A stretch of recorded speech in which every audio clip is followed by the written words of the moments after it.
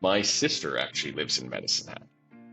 And so when I travel around to different places, I always keep an eye out for communities I think would need housing and our specific type of housing. And when I've come to visit her on multiple occasions, Medicine Hat fit that bill. So I've been looking around the city for probably 2 years, for an appropriate place to put a project. And that's where we landed on Ranchlands eventually here. Bring Back the Porch Real Estate Edition, brought to you by Brittany Streifel and Bernie Leahy. Let's get you home. Hey, everybody. We're starting out today in our podcast on December 10th. And this is our first podcast on a project that we're doing in Ranchlands that is a very exciting project. And today we have with us the owner of Span West Construction. Is that right, Josh? Yep. Span West Building Corporation is the official name, but Span West Construction is easier to remember. Okay. It has a good sound. And Josh Remai is here with us. He's in Saskatoon, and Josh is the owner of Span West. And we're going to have many podcasts over the next couple of years, hopefully, about the project. And the project is 2 24-unit condominiums. And we're having a information night at Reflections Reception Center behind Cook's Funeral Home on Monday evening from 5 o'clock to 7:30 or so. And Josh will be presenting and talking about what he's going to provide us in Medicine Hat. So, Josh, welcome. Just let us know a little bit about you and why you picked a great city like Medicine Hat to do this project. Yeah, sure. Well, my first question is, I don't have a presentation that's going to last 2 hours, Bernie, if we start at 5 and go till 7:30. Oh, no, we got treats. Okay, there's treats too. Very good. All right, excellent. That's great. So Medicine Hat, yeah. So I guess our company has been building multifamily projects for the most part in Western Canada. My dad started the company in 1984, and we built more than 140 projects over Western Canada. And my sister actually lives in Medicine Hat.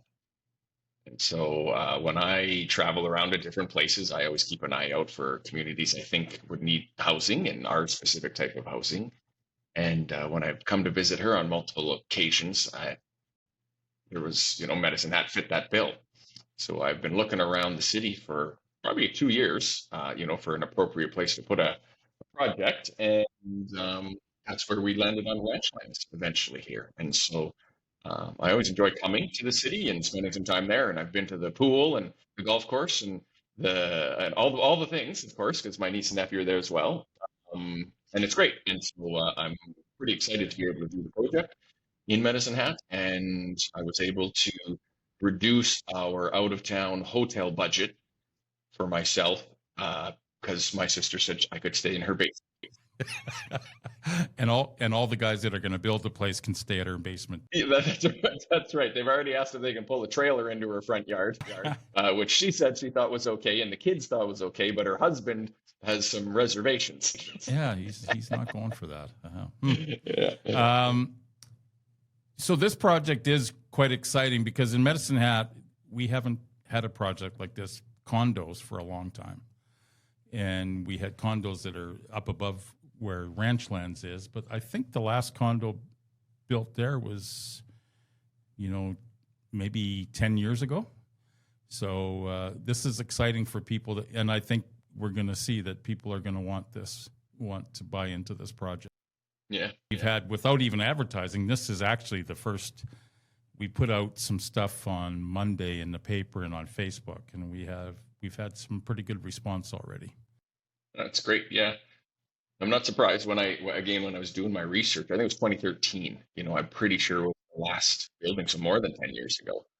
And lots has changed since in the construction industry and technology and efficiencies and all those sorts of things in the last 12 years. So this will be a project that has many things in it that are not available in other locations in Medicine Hat just because of the age of their buildings. That's one of the exciting parts, Josh. And with, as I said to you before, we're gonna do quite a few drone shots, and because you have the way that you build it with respect to sound and things like that. So, and I'm sure you'll talk about that on Monday night. But yeah, there's a lot of good. And I did go up to Brooks about a year ago. To Josh has a couple of buildings up there, and the quality of everything is great, is top notch. So I mean, it's hard for people here to be able to kind of buy into it sometimes because it's not built yet. But there is an hour away. We could certainly go and have a look at the quality, and I'm sure that's something that we could probably think about down the road. Yeah, for sure. Yeah, absolutely. Do a little tour. We only have one unit left there in the first phase, so it's limited on what we can, different types of units, but it certainly give you a feel for the quality and the finishing and all of that kind of stuff. Yeah. Yep. Now, some of the we'll talk about this on Monday for sure, but there's no age restriction in these units. Is that right? That's correct. Yeah. So this is what I would consider an adult-oriented building. The amenities and the design of it are going to lead most people to be an adult, but it does not have an actual legal age restriction in it. But from our experience, we're going to have the two ends of the spectrum here. You're going to have the people that are downsizing from their homes or looking to do some traveling in the winter months or whenever and want a more easy lifestyle. So we're talking 50 and over likely. And then, we may get one or two young professionals. So a teacher, that would like the security and safety again of the building.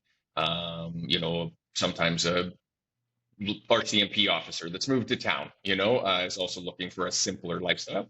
And that's generally the two types that we end up in the building. So it does lend itself to be an adult-oriented building.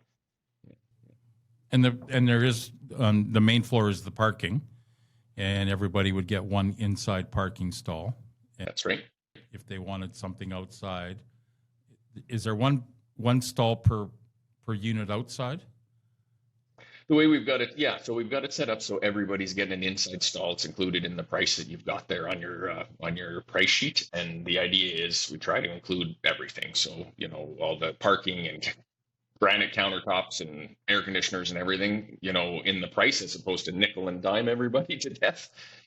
So something to keep in mind. And then we do have a couple of other parking options. So on the site, you're going to get included your indoor heated spot. And then if you want a second spot outside with like a car plug, you can get one of those. And then we also have a larger exterior garage. And so there's about 6 units, 6 spots in this outside garage. And, a typical scenario is a couple is going to move in. They have 2 cars. One of them's an F350. And he needs, he needs a little more room for his second car. And so that's why we built that outside garage. Yeah. So there's, we can handle some big cars. That being said, you can go to half ton in the underground parking. That's not unreasonable. But if you got 2 vehicles, it's sometimes nice to have a second spot. Yeah. And there's 6 of those garages. Yeah, that's right. Yeah, as many as we could put on there. First come, first serve for the garages. Yeah. Okay. And then when somebody's interested in these condos, they can, they can put down an initial deposit, and then they can do their due diligence and make sure that they're happy with the condo bylaws and all of that stuff.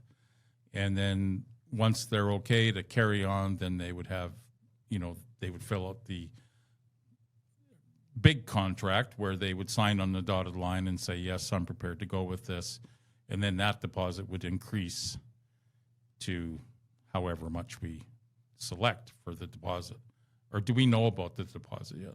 Yeah, you're bang on. Yeah, I can run through that. So if you come to the information session and you're like, yeah, I'm pretty interested in this, we're going to look to you to give us a $5,000 refundable deposit, and we'll then temporarily put your name on 207 or 405 or whatever you're kind of interested in.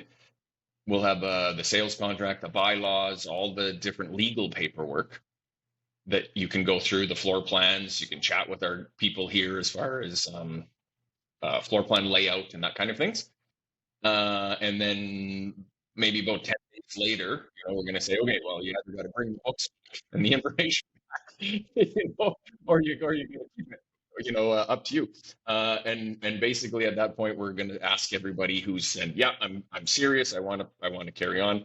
I want to buy 207. Then we're looking for a 10% deposit. That deposit is still refundable until we've got the green light from the city and the planners to actually go ahead. So like an actual permit.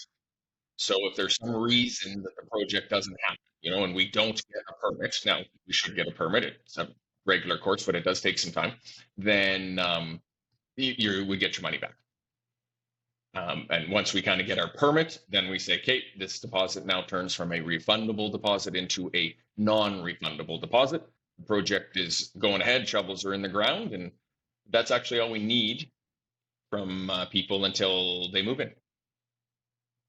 So it's a decent sized deposit at the beginning, as I don't want people to leave me halfway through the project. But in the big picture of things, we also don't need any more financing money until you actually move in. So there's not another round of money we'll be looking for from people. So that's a little bit different than how other people do it as well.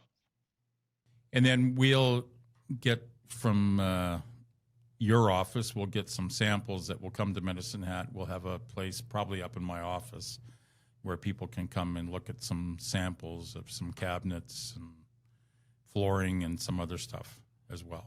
Yeah. So how we kind of work that is, you're exactly right. We'll have some sample boards put together, and I should have them for our meeting next week. And then included also in the purchase price of the home is like a meeting with an interior decorator on our staff.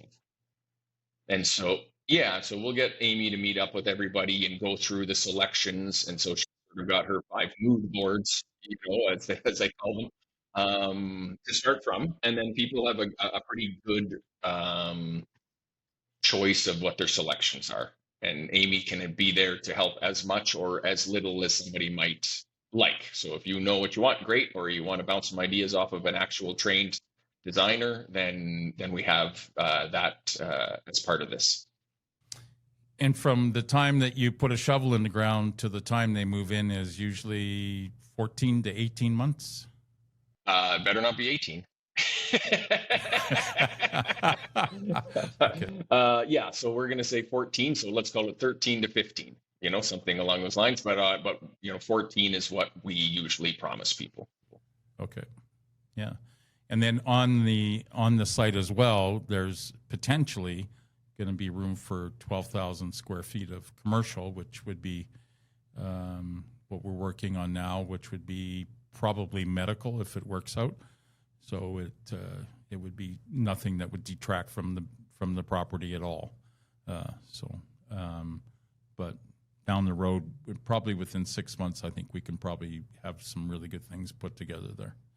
Yeah, it could be a nice build out of that little area with a little strip mall against the main street, which offers a little buffer as well, and then the condos down closer to the river and the river views. So I think that it works nicely. Yeah, no, it's a good project. So we're very excited about it. I wasn't really well prepared today because, of course, I was out, putting that sign up, getting yelled at by some very nice people. So it was actually pretty good that people were excited to see the signs go up. And if we have time on Monday, we'll drive down there and have a look at it. Mm-hmm. And we're excited about Monday night. We're just working on the some of the stuff on how we can live stream it and so that people that are away can see it and talk to us and send us messages. So, yeah, this is our first podcast. Many more to come, and excited about showing people the different construction methods that are going to be used that were not used in anything that we have in Medicine Hat now. Yeah, I really like talking about that. Yeah, exactly. And the the motion sensors on the energy efficiency of the building and the boiler system and all of this technology that has come along, that just makes a really comfortable, neat building.